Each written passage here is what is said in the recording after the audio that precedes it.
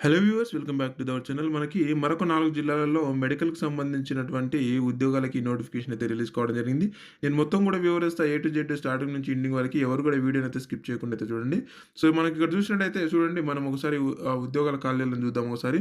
So, lab attendants దీనికి వచ్చేసి రూ. 15,600 అయితే పర్ మంత్ సాలరీ అయితే ఇస్తున్నారు. ఇవి మొత్తం కూడా మనకు 15 ఖాళీలైతే ఉన్నాయి. ఇకపోతే నెక్స్ట్ వన్ వచ్చేసి డీయూ అంటే డాటా ఎంట్రీ ఆపరేటర్సు. సో, దీనికి కూడా సేమ్ యాజ్ ఇట్ ఈస్‌గా రూ. 15,500 పర్ మంత్ సాలరీ అయితే ఇస్తున్నారు. అండ్ అలాగే ఆహ్, 7 వేకెన్సీస్ అయితే ఉన్నాయి. వీటికి ఎలాంటి ఎగ్జామ్ అయితే ఉండదు. జస్ట్ మీకు మీ యొక్క ఎడ్యుకేషనల్ క్వాలిఫికేషన్‌లో మెరిట్ లిస్ట్ ఆధారంగా అయితే మీకు ఈ యొక్క ఉద్యోగం అయితే రాబోతుందనమాట. అండ్ అలాగే రేడియోగ్రాఫిక్ టెక్నీషియన్ వచ్చేసి వీళ్ళకి రూ. 22,750 అయితే పర్ మంత్ సాలరీ చెల్లిస్తున్నారు. అవి 3 ఖాళీలున్నాయి మనకి. అండ్ అలాగే సిటీ స్కాన్ సిటీ టెక్నీషియన్‌కి వచ్చేసి 22,750 3 ఖాళీలున్నాయి. అలాగే ఈసీజీ టెక్నీషియన్‌కి వచ్చేసి 22,750 2 ఖాళీలున్నాయి. అండ్ అలాగే anaesthesia technician 22,750 per month salary అయితే ఇస్తున్నారు. అండ్ అలాగే 4 ఖాళీలైతే ఉన్నాయి. నెక్స్ట్ వన్ వచ్చేసి దోబీ అనమాట. సో, దోబీ వాళ్ళకి కూడా రూ. 15,600 అయితే ఇస్తున్నారు. 4 ఖాళీలైతే ఉన్నాయి. నెక్స్ట్ వన్ వచ్చేసి మనకు ఎలక్ట్రీషియను అండ్ అలాగే ప్లంబరు, డ్రైవరు అండ్ అలాగే theatre assistant, gas operator and ward boy వచ్చేసి వీళ్ళందరూ కూడా 19,500 అండ్ అలాగే 15,600 నుంచి ఇవ్వడం జరుగుతా ఉంది.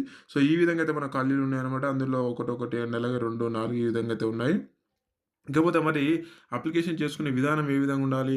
అండ్ అలాగే మనకి ఇక్కడ ఏజ్ రిలాక్సేషన్ చూసుకున్నట్టయితే సో, దాదాపుగా మీరు 40 ఇయర్స్ వరకు కూడా మీరు అప్లికేషన్ అయితే చేసుకోవచ్చనమాట. 40 సంవత్సరాలు ఉన్న వాళ్ళ వరకు కూడా మీరు అప్లికేషన్ అయితే చేసుకోవచ్చు. అండ్ నెక్స్ట్ వన్ వచ్చేసి మనకి ఇక్కడ చూసుకున్నట్టయితే సో, చూడండి ఇక్కడ మనకు సో, 46 ఇచ్చారు. సారీ 40 కాదు, 46 వరకు కూడా మీరు అప్లికేషన్ అయితే చేసుకోవచ్చు. అండ్ నెక్స్ట్ వన్ వచ్చేసి మనకి ఎడ్యుకేషనల్ క్వాలిఫికేషన్ చూసుకున్నట్టయితే సో, చూడండి, ల్యాబ్ అటెండెన్స్‌కి వచ్చేసి ఇంటర్మీడియేట్‌తో పాటు ఎంఎల్టీ చేసిన వాళ్ళు ఎవరైనా సరే అప్లై చేసుకోవచ్చు. MLT medical laboratory technician. Next one వచ్చేసి డాటా ఎంట్రీ ఆపరేటర్‌కి వచ్చేసి ఏదైనా సరే డిగ్రీ పాస్ అయ్యి ఉండి పీజీడీసీ కోర్స్ చేసి ఉంటే చాలు మీరు. అంటే డేటా ఎంట్రీ కూడా అంటే మీకు టైపింగ్ వచ్చి ఉండాలనమాట. సో, వాళ్ళు అప్లికేషన్ అయితే చేసుకోవచ్చు. నెక్స్ట్ వన్ వచ్చేసి రేడియోగ్రాఫర్‌కి వచ్చేసి మనకు ఇంటర్మీడియేట్ ప్లస్ డిగ్రీ అంటే మనకు రేడియోగ్రఫీలో డిగ్రీ చేసిన వాళ్ళు ఎవరైనా సరే, అంటే డిప్లొమా చేసిన వాళ్ళు ఎవరైనా సరే మీరు అప్లై అయితే చేసుకోవచ్చనమాట. అంటే రిలేటెడ్ సబ్జెక్ట్ అనమాట. ఓకే. ఈ యొక్క ఉద్యోగానికి సంబంధించినటువంటి సో, రిలవెంట్ క్వాలిఫికేషన్ ఉన్నవాళ్ళు ఎవరైనా సరే మీరు అప్లికేషన్ అయితే చేసుకోవచ్చు. అండ్ అలాగే నెక్స్ట్ వన్ వచ్చేసి మీకు ఈ ఎడ్యుకేషనల్ క్వాలిఫికేషన్ గురించి కింద ఏమన్నా డౌట్స్ ఉంటే కింద కామెంట్ రూపంలో అడగండి. నేను అక్కడ నుంచి క్లారిఫై చేస్తా. అండ్ నెక్స్ట్ వన్ వచ్చేసి మనకి ఇక్కడ చూసినట్టయితే సో, వార్డ్ బాయ్‌కి వచ్చేసి ఎవరైనా సరే 10థ్ క్లాస్ పాస్ అయిన వాళ్ళు అప్లై చేసుకోవచ్చు. అండ్ అలాగే గ్యాస్ ఆపరేటర్ కూడా 10థ్ క్లాస్ విత్ ఐటీఐ చేసిన వాళ్ళు ఎవరైనా సరే మీరు అప్లికేషన్ చేసుకోవచ్చు. అండ్ నెక్స్ట్ వన్ వచ్చేసి మనకి సో, ఇక్కడ చూసుకున్నట్లయితే మెయిన్ ఇంపార్టెంట్ టాపిక్ మాత్రం చెప్పుకుందాము. ఎందుకంటే వీడియో లెంత్ ఎక్కువ కాకుండా. అండ్ ఇక్కడ చూసుకున్నట్లయితే మనకి సో, చూడండి, ఆహ్, మీరు ఫీజు కూడా పే చేయాల్సి ఉంటుందన్నమాట. ఒక రూ. 200 ఏమో ఓసీ అండ్ బీసీ వాళ్ళు. అండ్ ఎస్సీ, ఎస్టీలో వచ్చేసి రూ. 100 అయితే మీరు డీడీ పే చేయాల్సి ఉంటుంది. డీడీ వచ్చేసి నేను చెప్తాను ఏ పేరు మీద తీయాలనేది. ఇక ఫిజికల్ హ్యాండిక్యాప్స్‌కి వచ్చేసి ఎలాంటి ఫీజు అయితే చెల్లించాల్సినటువంటి అవసరం లేదు. ఇకపోతే నెక్స్ట్ వన్ వచ్చేసి మనకి అప్లికేషన్ ఫామ్ వెనకాల అప్లికేషన్ ఫామ్ కూడా ఉంది. సో, అది కూడా నేను చూపిస్తా. అండ్ అప్లికేషన్ ఫామ్ వెనకాల పెట్టాల్సినటువంటి జిరాక్సెస్ 2 జిరాక్సెస్ అయితే మీరు తీసి పెట్టాలి. ఆ సర్టిఫికేట్లు ఏవేవి అంటే ఎస్ఎస్‌సి క్వాలిఫికేషన్ సర్టిఫికేట్ అండ్ అలాగే ఇంటర్మీడియేట్ అండ్ దాంతో పాటుగా క్వాలిఫైయింగ్ ఎగ్జామినేషన్ పాస్ అంటే మీ యొక్క ఎస్ఎస్‌సి మెమో అనమాట. నెక్స్ట్ వన్ సారీ అంటే మీ యొక్క క్వాలిఫికేషన్‌కి సంబంధించిన సర్టిఫికేట్స్ ఉంటాయి కదా! ఎంఎల్టీ గాని లేదంటే డీఎంఎల్టీ అవి అలాంటి సర్టిఫికేట్స్ అనమాట. నెక్స్ట్ వన్ వచ్చేసి మనకి ఇక్కడ మార్క్స్ మెమోస్ అనమాట. అంటే అన్ని సంవత్సరాలు అంటే అన్ని ఇయర్స్‌వి ప్రతి ఇయర్‌వి మీకు మార్క్స్ మెమోస్ అయితే పెట్టాల్సి ఉంటుంది.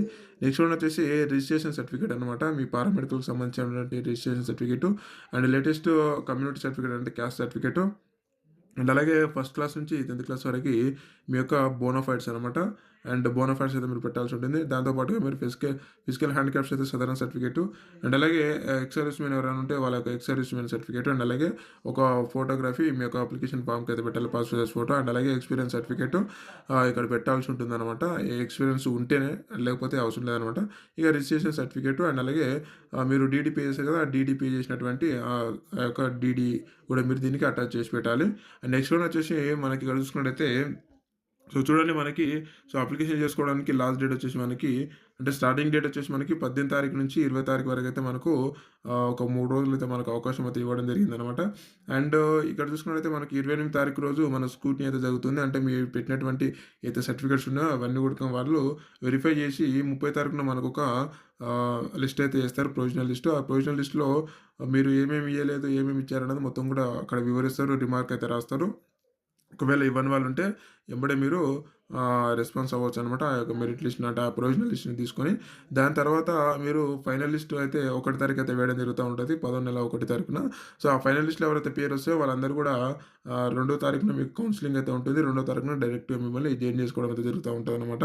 అండ్ ఇకపోతే మనకి ఇక్కడ చూసుకున్నట్టయితే సో, ఇవి ఒక 4 జిల్లాలకు సంబంధించినటువంటి ఉద్యోగాలివి. ఇక్కడ చూసుకున్నట్టయితే మనకి జనగాన అండ్ అలాగే సూర్యాపేట, నల్గొండ, యాదాద్రి, భువనగిరి ఈ జిల్లాలకు సంబంధించినటువంటి ఉద్యోగాలివి. మనం ఒకసారి చూసుకున్నట్టయితే ఇక్కడ ల్యాబ్ అటెండెంట్స్ వచ్చేసి డిస్ట్రిక్ట్ లెవెల్ అయితే తీసుకుంటారు. జనగాం డిస్ట్రిక్ట్ మాత్రమే.